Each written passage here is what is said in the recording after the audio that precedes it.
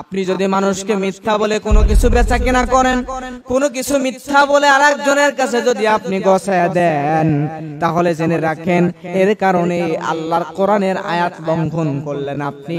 আপনাকে এই একটা কারণেও কিন্তু জাহান্নামে যাওয়া লাগতে পারে। কোনো কাজেই যে লজ্জা নেই, কোনো কাজই যে ছোট না, আর আপনি যে কোনো কাজে হাত দিলে আল্লাহ সুবহানাহু ওয়া তাআলা ওই কাজের মধ্যে যে বরকত দান করবেন, এর উজ্জ্বল দৃষ্টান্ত হচ্ছে হযরত ঈসা আলাইহিস সালামের মা মারিয়াম আলাইহিস সালাম। মারিয়াম আলাইহিস সালাম তিনি এক খেজুর গাছের গোড়ার কাছে বসে আছেন, প্রচন্ড ক্ষুধা পেটে ছিল। ঈসা আলাইহিস সালাম খেজুর গাছের নিচে বসা আর মনে মনে ভাবতেছেন, আহারে ওই খেজুর গাছের উপর থেকে যদি কয়েকটা খেজুর, পাকা পাকা খেজুর এখন পড়ে যেত আমার কাছে, আর ওই খেজুরগুলো তুলে যদি আমি খাইতে পারতাম কতই না ভালো হইতো। একজন গর্ভবতী নারী যে মাত্র সন্তান প্রসব করবে বা করেছে, এইরকম নারী, তার কাছে কোনো মানুষ নাই, একাকী। এমত অবস্থায় সে মনে মনে ভাবতেছে, খেজুর যদি পড়ে যেত গাছ থেকে, আর ওই খেজুরটা যদি আমি খেতে পারতাম, তাহলে শরীরে একটু শক্তি পাইতাম ক্ষুধা অবস্থায়। এই সময় আল্লাহ সুবহানাহু ওয়া তাআলা রাসূলকে আয়াত নাজিল করে জানিয়ে দিচ্ছেন যে ওই মরিয়ম আলাইহিস সালামকেও ওই অবস্থায় আল্লাহ ইলহামের মাধ্যমে এইটা আয়াত আকারে তাকে জানিয়ে দিয়েছেন, ইলহামের মাধ্যমে। সুবহানাল্লাহ। আল্লাহ রাব্বুল আলামিন মরিয়ম আলাইহিস সালামকে জানিয়ে দিল, আল্লাহ রাব্বুল আলামিন বলেন, ওয়া হুসি ইলাইকি বিজিসইন নাখলাতি তুসাখিতু আলাইকি রুতবান জানিয়া। আল্লাহ রাব্বুল আলামিন কোরআন মাজিদের মধ্যে বলছেন, তুমি তোমার দিকে ওই খেজুরের বৃক্ষের কাণ্ড ধরে একটু নাড়া দিয়ে দাও। তুমি যদি খেজুরের কাণ্ড ধরে, খেজুরের গাছ ধরে একটুখানি নাড়া দিয়ে দাও, তাহলে আমি আল্লাহ রাব্বুল আলামিন ওই খেজুর গাছ থেকে পাকা পাকা খেজুর তোমাকে দান করব। সুবহানাল্লাহ। তাহলে বুঝেন ভালো করে, খেজুর গাছ শক্ত গাছ নাকি নরম গাছ? আপনি যদি একটা নারিকেল গাছের গোড়া ধরে জোরে ঝাঁকুনি দেন, তাহলে মনে হয় বড় বড় নারকেল উপর থেকে পড়ে যাবে টপ টপ করে, নাকি? খেজুর গাছের গোড়া ধরে যদি আপনি জোরে ঝাঁকুনি দেন, তাহলে ওই খেজুর গাছের উপর থেকে খেজুর কি ঝরঝর করে পড়ে যাবে নাকি? পড়বে না।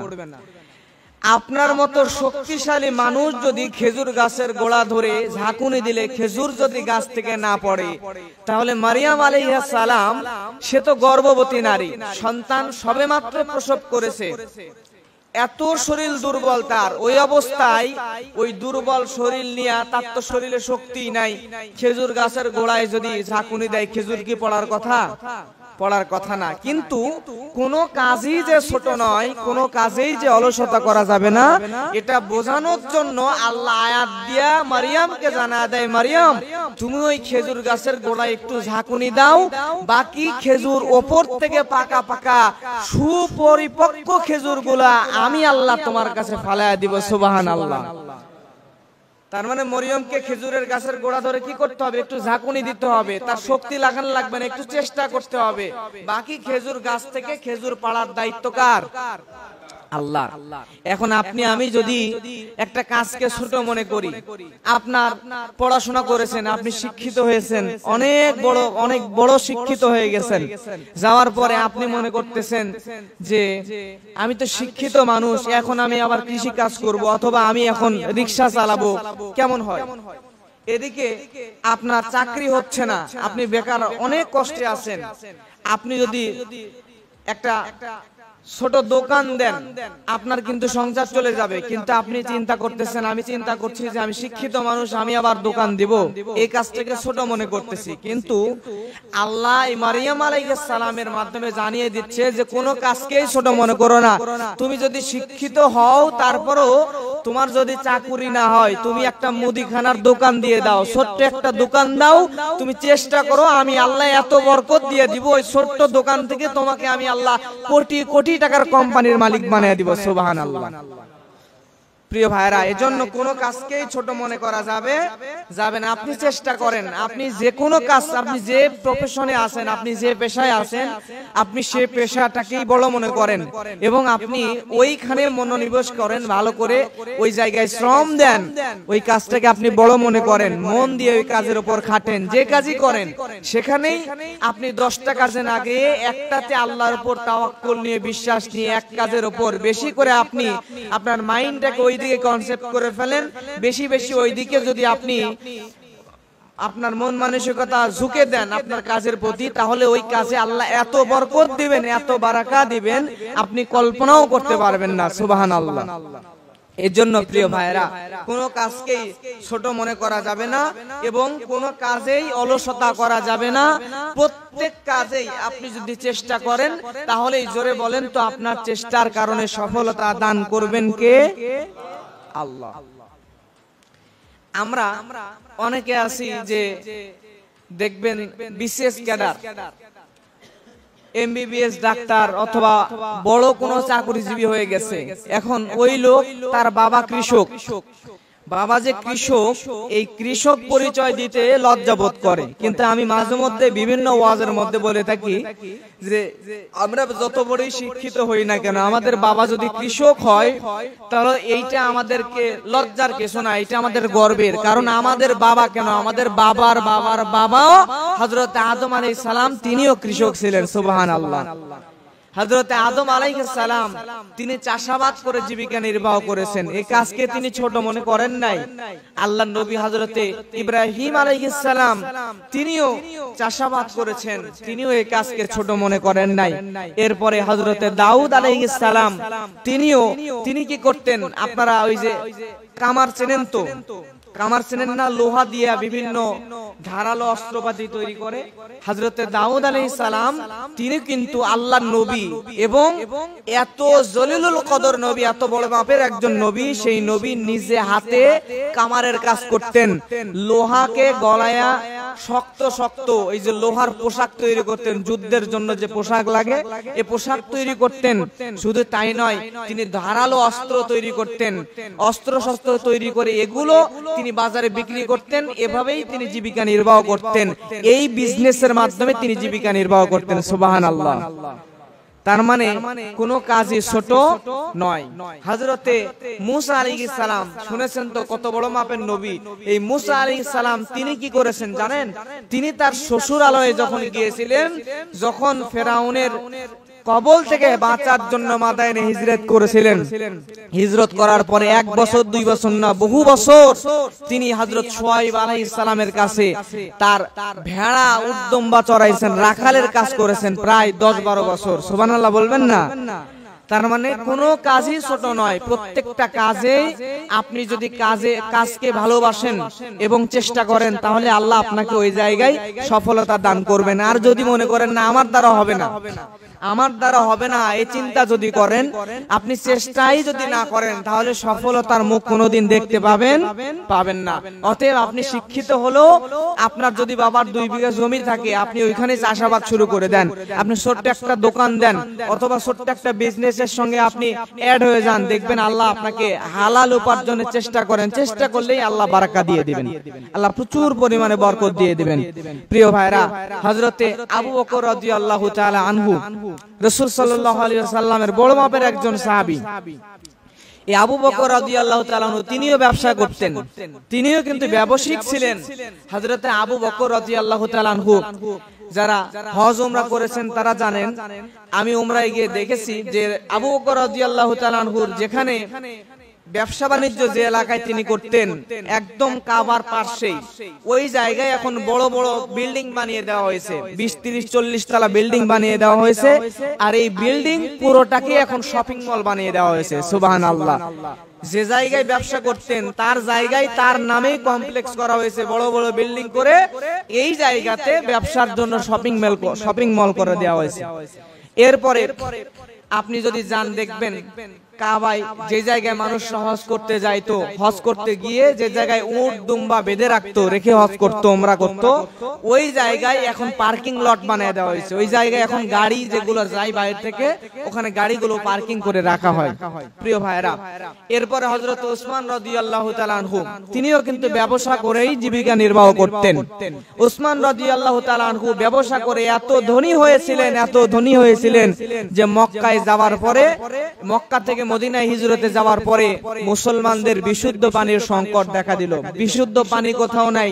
এক ইহুদির কূপ আছে, কূপের নাম বীরে রোমা।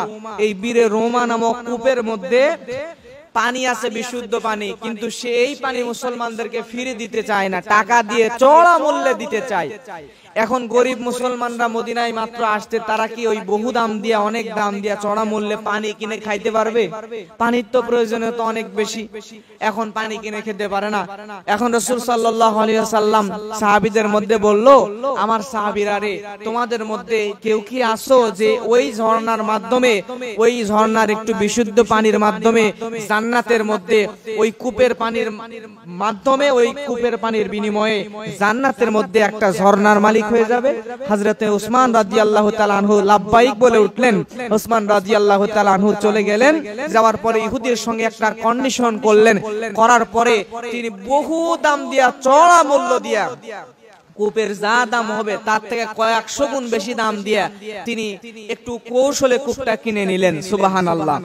কিনে নেওয়ার পরে মুসলমানদেরকে দিয়ে দিলেন। এত দাম দিয়ে কূপ তিনি কিনলেন। তিনি এই টাকা কই পাইলেন? এই টাকা সম্পূর্ণ তিনি ব্যবসা করে অর্জন করেছিলেন, হালাল উপার্জন করেছিলেন। প্রিয় ভাইরা, এজন্য আমরা যদি ব্যবসা করি, এই ব্যবসা কিন্তু ছোট না।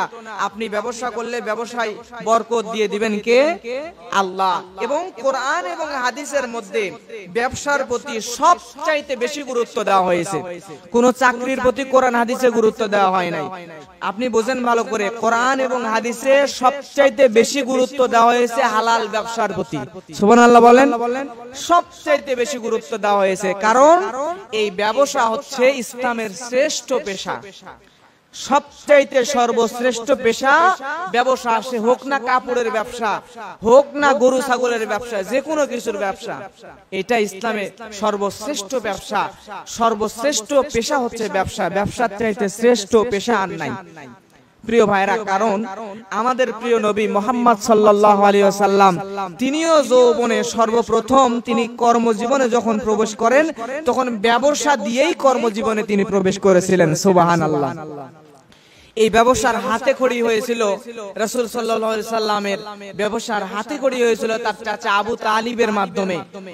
তার চাচা আবু তালিব আল্লাহ রাসূলকে সাথে করে নিয়ে তিনি বিভিন্ন জায়গায় যাইতেন, ব্যবসার জন্য তিনি বিভিন্ন জায়গায় যাইতেন। আর এই ব্যবসা সম্পর্কে রাসূল সাল্লাল্লাহু আলাইহি ওয়াসাল্লাম সৎ ব্যবসায়ীদের সম্পর্কে বলেছেন। আল্লাহর নবী বলেন, আত-তাজিরুস সাদুকুল আমিনু মা'আন নাবিয়্যিনা ওয়াস সিদ্দিকিনা ওয়াশ শুহাদা। যদি কোন এই সৎ ব্যবসায়ী সম্পর্কে নবী বলেন, একজন সৎ ব্যবসায়ী কিয়ামতে, একজন সৎ ব্যবসায়ী আল্লাহর নবীগণের সঙ্গে থাকবে, সত্যবাদীগণের সঙ্গে থাকবে এবং শহীদগণের সঙ্গে থাকবে। সুবহানাল্লাহ। আপনি যদি একজন সৎ ব্যবসায়ী হতে পারেন, একজন সৎ ব্যবসায়ী হতে পারলে কিয়ামতে আল্লাহ নবী বলেন আপনাকে আল্লাহ একজন নবীর সঙ্গে রাখবেন, সত্যবাদীদের সঙ্গে রাখবেন, নবীদের সঙ্গে রাখবেন এবং শহীদগণের সঙ্গে রাখবেন। তাহলে সৎ ব্যবসায়ীর মর্যাদা কম না বেশি? প্রিয় ভাইরা, অনেক উঁচু মর্যাদা সৎ ব্যবসায়ীদের। আমার প্রিয় ভাইরা, আল্লাহর নবী মুহাম্মদ সাল্লাল্লাহু আলাইহি ওয়াসাল্লাম তিনিও যৌবনে সর্বপ্রথম এই ব্যবসা দিয়েই আল্লাহর নবী সর্বপ্রথম তার কর্মজীবন শুরু করেন। আর এই ব্যবসার কারণে আল্লাহর নবীর চরিত্র মাধুর্যতা এত বেশি প্রকাশ পেয়ে যায়। আল্লাহর নবী যখন সিরিয়ায় ব্যবসার জন্য গেলেন, আল্লাহর নবী যখন ইয়ামেনে শামে ব্যবসার জন্য গেলেন, যাওয়ার পরে আল্লাহর নবী মুহাম্মদ রাসূলুল্লাহ সাল্লাল্লাহু আলাইহি ওয়াসাল্লাম সম্পর্কে চারিদিকে ছড়িয়ে গেল।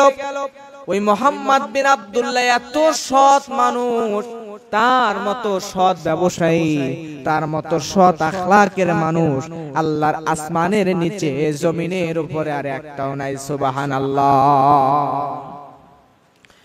প্রিয় ভাইরা আমার, এভাবে যখন আল্লাহর নবীর সুনাম সুখ্যাতি চারিদিকে ছড়িয়ে গেল, যাওয়ার পরে তৎকালীন বিশ্বের অন্যতম ধনী সভ্য মহিলা হযরতে খাদিজা, তিনি আল্লাহর নবীর কাছে বিবাহের প্রস্তাব দিয়ে দিলেন। আল্লাহর নবীর ব্যবসায়িক কারণে আল্লাহর নবীর সততা এত বেশি চারিদিকে ছড়িয়ে গেল, যার কারণে হযরতে খাদিজা মুগ্ধ হয়ে আল্লাহর নবীকে বিবাহের প্রস্তাব দিয়ে দিলেন। আল্লাহর নবীর সঙ্গে তৎকালীন সময়কার এই ধনী মহিলা হযরতে খাদিজা রাদিয়াল্লাহু তাআলা আনহার বিবাহ হয়ে গেল। বিবাহ হয়ে যাওয়ার পরে প্রিয় ভাইরা, আল্লাহর নবী মুহাম্মদ সাল্লাল্লাহু আলাইহি ওয়াসাল্লাম তিনি আরো ব্যবসায় মনোনিবেশ করলেন। আস্তে আস্তে আল্লাহর নবী এত সফলতা অর্জন করলেন, শুধু ওই আরব বিশ্বে নয়, তামাম দুনিয়ার মধ্যে আল্লাহর নবীর এই ব্যবসায়িক কারণও ছিল একটা, যার কারণে আল্লাহর নবীর সুনাম সুখ্যাতি ছড়িয়ে গিয়েছিল। সুবহানাল্লাহ। এই রাসূল সাল্লাল্লাহু আলাইহি ওয়াসাল্লাম যে ব্যবসা করেছেন, এই ব্যবসার কিছু নীতি আছে। এই ব্যবসায়িক কয়েকটা নীতি আপনাদের সামনে আমি আলোচনা করব। এই নীতিগুলো একজন সৎ ব্যবসায়ী হিসেবে আপনাকে অবশ্যই ফলো করতে হবে। কোরআন এবং সুন্নাহ থেকে এই রাসূল সাল্লাল্লাহু আলাইহি ওয়াসাল্লামের ব্যবসা নীতিগুলো আজকে জানবো, এবং আমরা যে যেমন ব্যবসায়ী করি না কেন, যে যেমন ব্যবসার সঙ্গে অ্যাড থাকি না কেন, সৎভাবে ওই ব্যবসা আমরা করার চেষ্টা করব এই নীতিগুলো ফলো করে ইনশাআল্লাহ। ব্যবসা যারা করবেন, এই ব্যবসায়িকদের ব্যবসায়িক নীতি যে কটা বলবো, তার মধ্যে এক নাম্বার ব্যবসায়িক নীতি হচ্ছে, ব্যবসা করতে গিয়া কারো কোনো ক্ষতি করা যাবে না। নিজেও ক্ষতিগ্রস্ত হওয়া যাবে না, অন্যকেও ক্ষতিগ্রস্ত করা যাবে না। হাদিসের মধ্যে, ইবনে মাজার হাদিসের মধ্যে আল্লাহর নবী বলেন, কযা আন লা দরর ওয়ালা দিরর। আল্লাহর নবী বলেন, এই ব্যবসা করতে গিয়া নিজেকেও ক্ষতিগ্রস্ত করবে না এবং অন্যকেও ক্ষতিগ্রস্ত করা যাবে না। এইটা হচ্ছে ব্যবসার এক নাম্বার নীতি। ব্যবসা করতে গিয়া নিজে এবং অন্যকে, বিক্রেতা এবং ক্রেতা দুইজনের মধ্যে কাউকে ক্ষতিগ্রস্ত করা যাবে না। এরপরে দুই নম্বরে ব্যবসার নীতি হচ্ছে, ব্যবসায় কোনো ধোঁকার আশ্রয়, প্রতারণার আশ্রয় নেওয়া যাবে না। আপনি আমি ব্যবসা করতে গিয়ে যদি ধোঁকার আশ্রয় নিই, প্রতারণার আশ্রয় নিই, তাহলে কি হবে দেখেন। বাজারে গেলে দেখবেন, কথা মিলতেছে কিনা আপনারা বলবেন, বাজারে গেলে দেখবেন যে আলু বিক্রেতা, আলু যখন কিনতে যাবেন তখন দেখবেন যে বড় বড় আলুগুলা উপরে সুন্দর করে সাজিয়ে রাখে, আর ছোট্ট আলুগুলো ভিতরে লুকায় রাখে। এরকম আপনারা দেখেছেন কিনা? ফল কিনতে যাবেন, দেখবেন ভালো ভালো ফলগুলা উপরে সাজায় রাখবে, আর একটু সমস্যা আছে, একটু পোকা আছে বা ছোটখাটো কোনো সমস্যা আছে, ওগুলো ভিতরে রেখে দিবে। ওজন দেওয়ার সময় আপনার চোখের পলকেই ওই ভালো ফলগুলোর সঙ্গে দুই তিনটা খারাপ ফল ঢুকায় ওজন দিয়ে আপনাকে ব্যাগে ঢুকায় দিবে, আপনি বুঝতেই পারবেন। আমি কি ভুল বললাম নাকি? আমি বাস্তবেই দেখছি। আমি সিরাজগঞ্জে মাহফিল করে আসার সময় এক দোকানে নাশপাতি কিনতে গেছি। কিনতে যাওয়ার পরে কিনলাম, কেনার পরে চোখের সামনে ভালো ভালো বেছে বেছে দিল। আমি বাসায় এসে দেখি মনে হয় ৩-৪টা নাশপাতি ১ কেজি হয়ে গেল। তখন আবার এইটার দাম একটু বেশি, মানে অন্যান্য ফলের তুলনায় অনেক বেশি। তো কিনলাম, কেনার পরে ৩টা অথবা ৪টাই সম্ভবত ১ কেজি হয়ে গেছে, অনেকদিন আগের কথা। তো আমি বাসায় নিয়ে আসলাম, নিয়ে আসার পরে দেখলাম আমার সামনেই দিল। তো ধরেন যদি ৩০০-৪০০ টাকা কেজি হয়, ৩টা বা ৪টা ফলে যদি ১ কেজি হয়ে যায়, বাসায় নিয়ে আসলাম, আনার পরে দেখতেছি 2টা ফলের মোটামুটি মানে ফালায়া দেওয়া লাগবে, মোটামুটি 2টা ফালায়া দেওয়া লাগবে, এরকম নষ্ট। তাহলে আমার চোখের সামনেই 4টা ফল দিছে অথবা 3টা দিছে, এর মধ্যে 2টাই নষ্ট। এখন সিরাজগঞ্জ থেকে কিনে আনছি, উপরে তো দেখায় দিল ভালো, কিন্তু এমন হাতের মারপাসের মধ্যে দিয়ে দিয়েছে আমি বুঝতে পারি নাই। এইটা আমাদের সমাজেও চলে। বেগুন বাজারে কিনতে যাবেন, দেখবেন ভালো ভালো বেগুন উপরে সাজায় রাখছে আর পোকাগুলো ভিতরে ঢুকায় রাখছে, আপনাকে দিয়ে দিচ্ছে ওজন করে, বাসায় নিয়ে এসে দেখতেছেন কাটলেই পোকা, কাটলেই পোকা, দুইটা ভালো আর সব পোকা। আছে না নাই? এই যে প্রতারণার আশ্রয় নিলেন, আপনি করবেন কি? বেগুন দুই রকম করবেন, পোকাগুলো আলাদা করেন, ভালোগুলো আলাদা করেন। ভালোগুলো আপনি 50 টাকা কেজিতে বিক্রি করতে পারলে আপনার যদি পড়তে হয় বেচেন, এরপরে পোকাগুলো আপনি 10 টাকা 20 টাকা কেজিতে বিক্রি করেন। গরিব মানুষরা নিয়ে খেতে পারলে খাবে, না হলে গরু ছাগলের জন্য মানুষ নিয়ে যে খাওয়াবে, কোনো সমস্যা নাই। কিন্তু প্রতারণার আশ্রয় নিয়ে যদি আপনি বিক্রি করেন তাহলে হবে কি? হাদিস থেকে বলছি, হাদিসটা আছে মুসলিম শরীফের 102 নম্বর হাদিস। রাসূল সাল্লাল্লাহু আলাইহি ওয়াসাল্লাম তিনি একবার এক বাজারের মধ্যে দিয়ে হাঁটতেছিলেন, এক বাজারের মধ্যে দিয়ে হাঁটাহাঁটি করতেছিলেন। হাঁটতে হাঁটতে রাসূলুল্লাহ সাল্লাল্লাহু আলাইহি ওয়াসাল্লাম দেখতে পেলেন যে একটা চাউলের দোকান, খাদ্যের দোকানে আল্লাহর নবী গেলেন। এই খাদ্যের দোকানে যাওয়ার পরে খাদ্য সামগ্রীর ভিতরে নবীজি হাত ঢুকায়া দিলেন। হাত ঢুকায় দেওয়ার পরে দেখতেছেন যে উপরে ভালো খাবার ছিল কিন্তু ভিতরে ভেজা খাবার। ভিতরে কি? ভেজা।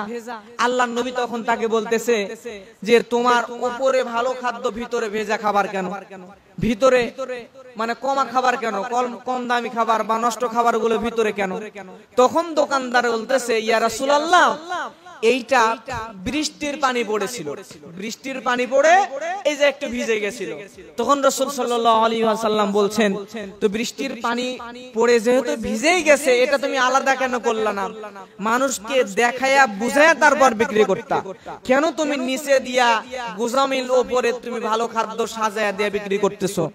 রাসূল সাল্লাল্লাহু আলাইহি ওয়াসাল্লাম কড়া একটা কথা বললেন যে শুনে নাও, যে ব্যবসার ক্ষেত্রে ব্যবসা করতে গিয়া যদি তুমি মানুষের সঙ্গে ধোঁকাবাজি করো, ব্যবসা করতে গিয়া যদি মানুষকে তুমি যারা ধোঁকা দিবে তারা আমি নবী মুহাম্মাদের উম্মতি না। নাউজুবিল্লাহ বলবেন না? যে ব্যক্তি ব্যবসা করতে গিয়ে মানুষকে ধোঁকা দিল, সেই ব্যক্তি আমি নবীর উম্মতি না। বোঝা যায় কথা?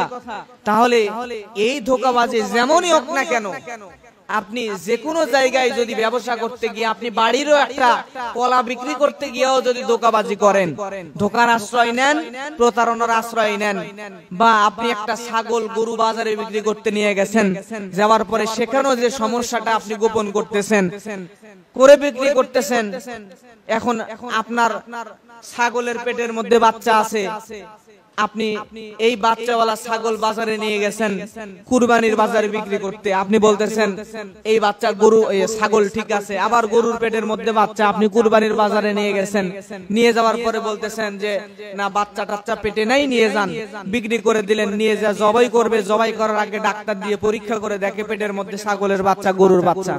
এই যে প্রতারণার আশ্রয় নিলেন, আপনি সত্যি বলে বিক্রি করেন, প্রতারণা কইরেন না। আপনি সারা জীবন আমল করলেন, ইবাদত করলেন, কিন্তু একটু প্রতারণার আশ্রয় নেওয়ার কারণে রাসূল বলছেন যে ধোঁকার আশ্রয় নিল, কোনো কিছু কেনা বেচা করতে গিয়ে, ব্যবসা করতে গিয়া, সে ব্যক্তি আমার উম্মতি না। প্রিয় ভাইরা, কত বড় কড়া কথা! এর জন্য কোনো ধোঁকার আশ্রয় নেওয়া যাবে না। এরপরে ব্যবসায়িক নীতি 3 নাম্বার, ব্যবসা করতে গিয়া মিথ্যার আশ্রয় নেওয়া যাবে না। আল্লাহ রাব্বুল আলামিন সূরা বাকারার মধ্যে বলেন, ওয়ালা তালবিসুল হাক্কা বিল বাতিলি ওয়ালা তাকতুমুল হাক্কা ওয়া আনতুম তা'লামুন। নবীজি আল্লাহ রাব্বুল আলামিন সুন্দর করে কোরআন মাজিদের মধ্যে বলছেন, তোমরা সত্যের সঙ্গে অসত্যের মিশ্রণ ঘটাবে না, জেনে শুনে তোমরা সত্য গোপন করবে না। আপনার যদি কোনো সমস্যা হয়, আপনি ওই সত্যটাকে প্রকাশ করে দেন। আপনি যদি মানুষকে মিথ্যা বলে কোনো কিছু বেচা কেনা করেন, কোনো কিছু মিথ্যা বলে আরেকজনের কাছে যদি আপনি গছায়া দেন, তাহলে জেনে রাখেন এর কারণে আল্লাহর কোরআনের আয়াত লঙ্ঘন করলেন আপনি। আপনাকে এই একটা কারণেও কিন্তু জাহান্নামে যাওয়া লাগতে পারে। এর জন্য মিথ্যা বলেও কোনো কিছু বেচা কেনা করা যাবে। প্রিয় ভাইরা আমার, এরপরে 4 নাম্বার হলো যারা ব্যবসায়িক, ভালো করে কান খুলে শুনে নেন, ব্যবসা করতে গিয়ে ওজনে কম বেশি করা যাবে না। আল্লাহ রাব্বুল আলামিন বলেন, ওয়াইলুল লিল মুতাফফিফিন আল্লাযীনা ইযা ইকতালু আলান নাসি ইস্তাওফুন ওয়া ইযা কালুহুম আও ওয়াসানুহুম ইউখসিরুন। আল্লাহ রাব্বুল আলামিন কোরআন মাজিদের মধ্যে সূরা মুতাফফিফিনের মধ্যে বলেন, ধ্বংস তার জন্য যারা লোকদের কাছ থেকে কেনার সময় সঠিক ওজন দিয়া কিনে নেয়, কিন্তু বিক্রির সময় ওজন কম দিয়ে যারা বিক্রি করে, এই মানুষগুলোর জন্য আল্লাহ রাব্বুল আলামিন নিজে বলতেছেন তাদের জন্য ধ্বংস। তার মানে আপনি কোনো কিছু কিনতে গেছেন, কেনার সময় ওজন ঠিক দিয়ে নিলেন, আপনি মাছ কিনতে যাবেন, দেখবেন মাছের ব্যবসা যারা করে এদের কাছে যে পাল্লা থাকে, দাঁড়ি পাল্লা, আপনারা মানে একদিন পরীক্ষা করে দেখেন, যেই পাল্লাতে আপনার ওই যে কি বলে বাটকারা, কি বলে বাটকারা রাখে আর অপর দিকে মাছ রাখে, আপনি যদি বলেন যে মাছ এই বাটকারার এই পারে আনেন আর বাটকারা ওই পারে দেন, আপনার কাছে মাছই বিক্রি করবেন না। প্রিয় ভাইরা, এরকম অনেকে এরকম করে, আমি নিজে দেখছি বিদায় বলতেছি, বানানো কথা বলতেছি না, আপনারা পরীক্ষা করলেই পারবেন। যারা যখন মাছ কিনতে যায়, মানে সবার কথা বলছি না, মানে এরকম বেশিরভাগ এরকম আছে, সবাই না, 2-1 আল্লাহওয়ালা থাকতে পারে, বেশিরভাগ এরকম যে তাদের দাড়ি পাল্লা যেটা আছে, কেনার সময় যেই দিকে বাটকারা রাখে বিক্রির সময় ওই দিকে মাছ নেয় আর অন্য দিকে বাটকারা দেয়, আর বিক্রি করার সময় অন্যদিকে বাটকারা দিয়া আবার আরেক দিকে মাছ নেয়। তার মানে যেদিক বাটকারা দেয় বিক্রির সময় ওই দিকটা এমনিতে, আপনি যদি বাটকারার মাছ ছাড়াই ওই আপনার দাড়ি পাল্লাটা উপরে তোলেন, দেখবেন যেদিকে মাছ দেয় বিক্রির সময় সেদিকটা উপরে উঠে গেছে, 1/2 ইঞ্চি উপরে উঠে গেছে, আর যেদিকে বাটকারা আছে সেদিকে এমনিতেই 1/2 ইঞ্চি নিচে নেমে গেছে। এই যে প্রতারণার আশ্রয়, ওজনে কম দেওয়া, আপনারা জানেন কিনা আল্লাহর একজন নবী, নাম তার হযরতে শুআয়ব আলাইহিস সালাম, এই শুআয়ব আলাইহিস সালামের পুরো জাতির উপর আল্লাহ গজব নাযিল করেছিল, কারণ তারা ওজনে কম দিত। এই ওজনে কম দেওয়ার কারণে আল্লাহ এতটাই বিরক্ত তাদের উপর, পুরো কমকে আল্লাহ ধ্বংস করে দিয়েছেন। এজন্য ওজনে কম বেশি করা যাবে না। আপনি কেনার সময় যেই ওজন দিয়ে কিনবেন, বিক্রির সময় একই ওজন দিয়ে বিক্রি করা লাগবে। ওজনে যদি মারপাস করেন ব্যবসা করতে গিয়া, তাহলে এই ওজনের মারপাসের কারণেও আপনাকে জাহান্নামে যাওয়া লাগবে। অতএব সাবধান, ওজনে কম বেশি করা যাবে না, এটা কোরআনের আয়াত দিয়ে আল্লাহ জানিয়ে দিয়েছেন। এরপরে 5 নাম্বার, আপনার পণ্য বিক্রি করার জন্য মিথ্যা শপথ করা যাবে না। আমার কথা কি বোঝা যায়? আপনার পণ্য বিক্রি করার জন্য কি করা যাবে না? মিথ্যা শপথ করা যাবে না। আমাদের এলাকায় আপনি একটা কাপড়ের দোকানে যাবেন, যাওয়ার পরে কাপড় কিনতে যাবেন, দেখবেন আপনার কাছে একটা 3 পিস বিক্রি করতে গিয়া বলবে যে সকালবেলা বিসমিল্লাহর খরিদ্দার আপনি, আপনার কাছে মিথ্যা বলবো না, এই দাম দিয়ে কিনছি।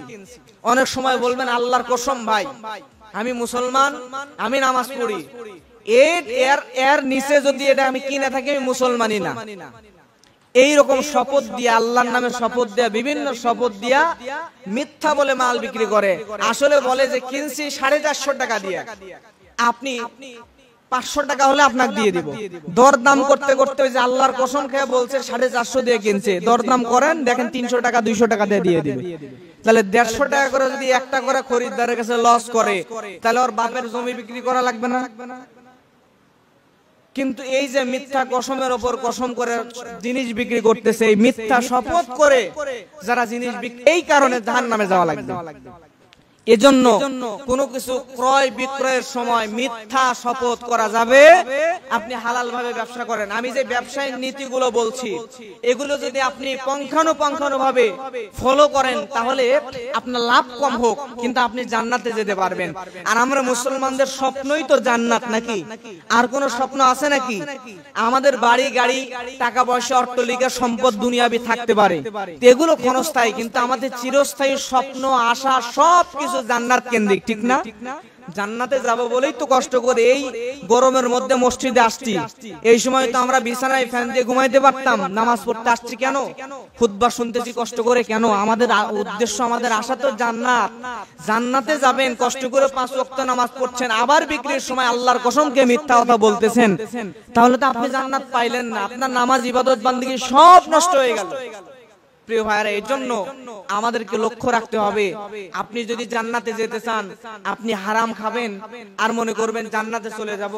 হারাম খাবে যেই দেহ, ওই দেহ আল্লাহর জান্নাতে প্রবেশ করবে না। আপনি যদি হারাম খান, খেয়ে আল্লাহর জান্নাতের স্বপ্ন দেখেন, তাহলে আমরা ওই যে বাংলা ভাষায় বলে না, বামুন হয়ে চাঁদের স্বপ্ন দেখা, ঠিক এইরকমই। যে আপনি হারাম খাবেন, আপনার দেহ জান্নাতে প্রবেশই করবে না। হারাম খায়া ইবাদত করে জান্নাতে যাওয়ার চিন্তা করেন, কখনোই সম্ভব না। অতএব আপনার 1 লক্ষ টাকা মাসে ইনকামের দরকার নাই। মাসে আপনি 5,000 টাকা, 6,000 টাকা, 10,000 টাকা ইনকাম করেন, কোনো আপত্তি নাই। অল্প ইনকাম করেন, অল্প খান, আপনি নিয়ম অনুবর্তিতা, সময় অনুবর্তিতা ফলো করে চলেন, ইবাদত বান্দেগি করেন, অল্প খান কিন্তু হালাল খান, আপনি জান্নাত পাবেন। আর জান্নাতে তো অজস্র নিয়ামত আছে আল্লাহ। আপনি যা চান, আপনার চোখ কোনোদিন দেখে নাই এমন সৌন্দর্য, আপনার কান কোনোদিন শুনে নাই এমন সৌন্দর্যের বর্ণনা, যেই সৌন্দর্য আপনাকে জান্নাতের মধ্যে দেওয়া হবে, যেই খাবার, যেই মানে আরাম, বিলাসিতা, আয়েশ জান্নাতে দেওয়া হবে, এটা আপনি কোনোদিন কল্পনাও করতে পারেন নাই। সুবহানাল্লাহ। প্রিয় ভাইরা, এই জন্য ওই জান্নাতে যদি যেতে চান, তাহলে এই ব্যবসায়িক নীতিগুলো ফলো করতে হবে, এবং আপনাকে অবশ্যই হালাল উপার্জন করে হালাল খাবার খাওয়া লাগবে। হারামের সঙ্গে অ্যাড হওয়া যাবে না। এরপরে প্রিয় ভাইরা, 6 নাম্বার ব্যবসায়িক নীতি হচ্ছে, 5 নাম্বার ব্যবসায়িক নীতি বলছিলাম যে মিথ্যা বলে পণ্য কি করা যাবে না, মিথ্যা শপথ করে পণ্য বিক্রি করা যাবে না। কারণ আল্লাহ নবী বলছেন, যে ব্যক্তি মিথ্যা শপথ করে পণ্য বিক্রি করে, সেই ব্যক্তির দিকে কিয়ামতের দিন আল্লাহ সুবহানাহু ওয়া তাআলা ভ্রুক্ষেপ করবেন না, তার সঙ্গে কথা বলবেন না, তার দিকে তাকাবেন না, তার গুনাহমুক্ত করবেন না। তাহলে যে ব্যক্তির গুনাহমুক্ত করা হবে না কিয়ামতে, যার দিকে আল্লাহ তাকাবে না, গুরুত্ব দিবে না, তাকে কি আল্লাহ জান্নাতে দিবে নাকি জাহান্নামে দিবে? জোরে বলেন, জান্নাতে নাকি জাহান্নামে? অবশ্যই জাহান্নামে দিবে। অতএব মিথ্যা শপথ করলে আল্লাহ আপনার দিকে তাকাবেন না এবং আপনাকে জাহান্নামে দিবেন। এর জন্য ব্যবসার ক্ষেত্রে কোনো অবস্থাতে মিথ্যা শপথ করে কোনোদিন কোনো পণ্য বিক্রি করব না। এরপরে 6 নাম্বার, প্রিয় ভাইরা, নিজে ঠকে বা অন্যকে ঠকায়ে ব্যবসা করা যাবে না। কারণ আল্লাহ নবী আরেকটা হাদিসের মধ্যে বলছেন যে, এই কথা কেন বলছেন যে নিজেও ঠকা যাবে না, আরেকজনকেও ঠকা যাবে না? ব্যবসার কিন্তু একটা নীতি আছে, আপনারা হয়তো জানেন। আপনারা দামি কোনো জিনিস যখন কিনবেন, টেলিভিশন, ফ্রিজ, ভালো ভালো কোম্পানির যখন মোবাইল কিনতে যাবেন, অথবা বাল্ব কিনবেন, ফ্যান কিনবেন, তখন কিন্তু 6 মাস, 1 বছর, 2 বছর, 3 বছর পর্যন্ত ওয়ারেন্টি গ্যারান্টি দেয় কিনা জানেন তো? ভালো কোনো কোম্পানির জিনিস কিনলে 3 মাস থেকে 3 বছর পর্যন্ত ওয়ারেন্টি অথবা গ্যারান্টি দেয়। এই থিওরিটা তারা কই পাইলো? এই হাদিস থেকে তারা গবেষণা করছে। আল্লাহ নবী 1500 বছর আগে বলে দিয়েছে যে, যদি কোনো পণ্য ক্রয় করে তোমার কাছ থেকে কেউ, তাহলে তাকে তুমি বলে দিবা যে এই পণ্য তুমি দেখে শুনে কিনে নিয়ে যাও, এর কোনো দায়বদ্ধতা আমি নেব না। তবে হ্যাঁ, তুমি যদি চাও 3 দিন পর্যন্ত তোমাকে ফেরত দেওয়ার সুযোগ দেওয়া হলো। সুবহানাল্লাহ বলবেন না? আপনার কাছ থেকে একটা পণ্য কিনছে, কেনার পরে দেখে শুনে কিনতে হবে, কোনো দায়বদ্ধতা নিবে না দোকানদার, কিন্তু কেনার পরে আপনাকে 3 দিনের মধ্যে যদি ফেরত দিতে চাই, তাহলে আপনি ফেরত নিতে বাধ্য। এটা রাসূলের ব্যবসায়িক নীতি। তার মানে ওই যে ফ্যান নষ্ট হয়ে গেলে 3 বছর ওয়ারেন্টি দেয়, গ্যারান্টি দেয়, এই হাদিস থেকে, এটা হচ্ছে আপনার বুখারীর 6964 নম্বর হাদিস। এই হাদিস থেকে গবেষণা করে এই থিওরি নিয়ে বর্তমান বিশ্বের তামাম পৃথিবীতেই থিওরি চলতেছে। সুবহানাল্লাহ বলবেন না? প্রিয় ভাইরা, এরপরে 7 নাম্বার, ব্যবসার সাথে সুদকে মেশানো যাবে না।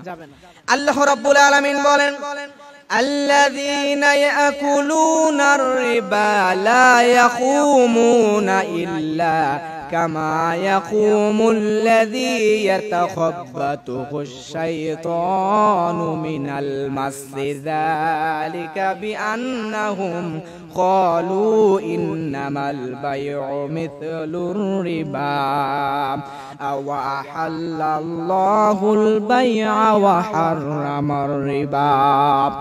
আল্লাহ রাব্বুল আলামিন বলেন, যারা সুদ খায়, এই সুদের সঙ্গে যারা জড়িত, তারা কিয়ামতের দিন শয়তানের অনুসারীর মতো করে দণ্ডায়মান হবে। শুধু তাই নয়, কেন তারা শয়তানের অনুসারীর মতো দণ্ডায়মান হবে?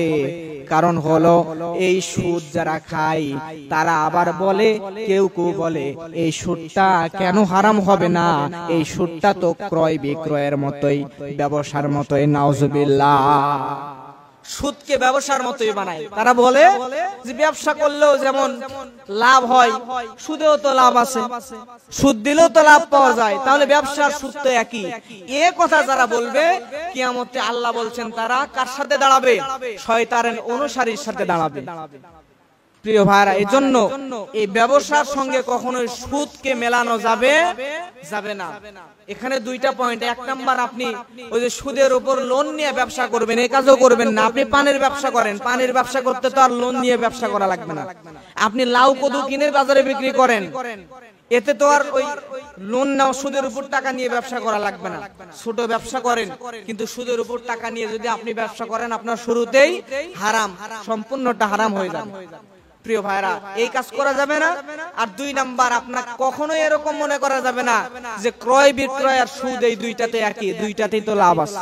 নাউজুবিল্লাহ। এটা কখনোই মাথায় চিন্তা আনা যাবে না। এরপরে 8 নাম্বার হচ্ছে, অপরের মাল ব্যবসা করতে গিয়ে হনন করা যাবে না। আল্লাহ রাব্বুল আলামিন বলেন, ইয়া আইয়ুহাল্লাযীনা আমানু লা তাকুলু আমওয়ালাকুম বাইনাকুম বিল বাতিলি ইল্লা আন তাকুনা তিজারাতান আন তারাদিম মিনকুম। আল্লাহ রাব্বুল আলামিন বলেন, হে ঈমানদারগণ, তোমরা একে অপরের মাল অন্যায়ভাবে গ্রাস করো না। কারণ হলো কেবলমাত্র পরস্পরের সম্মতিক্রমে যে ব্যবসা করা হয় তাই শুধু বৈধ।